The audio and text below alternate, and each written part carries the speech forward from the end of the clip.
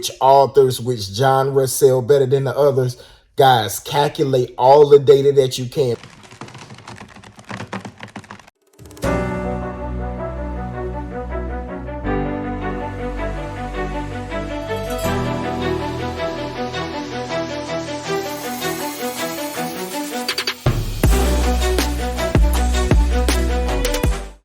What's good, Well family? Back with another video to add value. Get your ass up! I just wanted to give you guys a few tips if you're brand new in the Amazon game and you're outsourcing books, what things to do when you hit your stores and you go to look for supplies. So whenever you're walking into your thrift shop or discount store, when you get to the book section, if you're sourcing books, make sure to look at the nonfiction and textbooks first. Scan all textbooks, all nonfiction books, no matter what. A lot of the lazy resellers or people in the book game, if it doesn't have a barcode on the back, they won't scan it. And I've found a lot of profit over the years just taking 3 to 4 seconds to type in the ISBN and look it up that way. So make sure to don't skip over any textbooks and make sure to check out all the nonfiction books until you get a good feel. And even with me having 11 years in the game, there's still some books that surprise me. Scan everything, especially if you're new.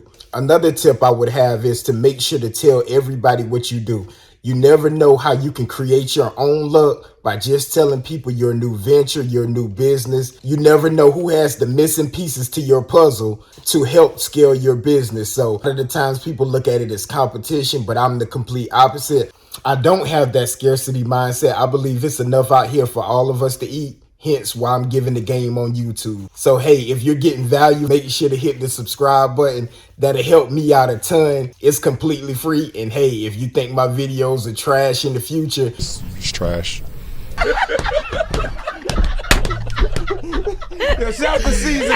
you can always unsubscribe. So thank y'all. I appreciate y'all so much. Getting back to the tips. The next one.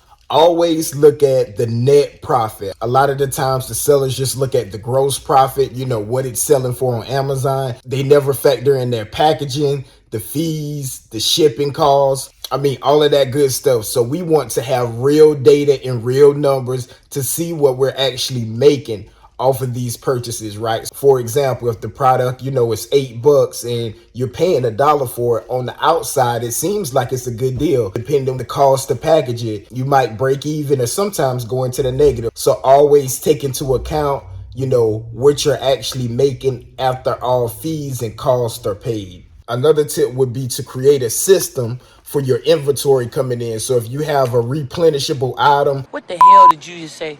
where they keep being back in stock, that's cool. You don't have to do that. Your system is to connect with your supplier. But if you're in something like books, you need to connect with maybe a thrift store, a library, a school in your area, so that every time they get books in, you have that system so you know inventory is reoccurring. It's coming in, whether it's each week, each month, at the quarter, so you can know what they expect for your profits, guys. So definitely develop a system. It's the key to scaling any business. Develop that system on the front end and it'll make your life a whole lot easier and help you escape your 9 to 5 or just supplement your income if that's what you're happy with.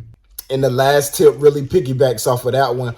Always collect data, right? As entrepreneurs, we need to always be monitoring our data, whether it's, you know, the system for the books coming in, how fast are we packing the book, how much money on average do we make on a sale, what type of books, which publishers are good, which authors, which genres sell better than the others.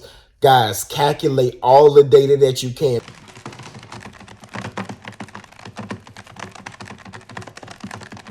Because this data will influence our future decisions, right? We're going to make all future decisions based off the numbers. So track as much data as you can. So hopefully you can use these tips to help level up your business or scale your business.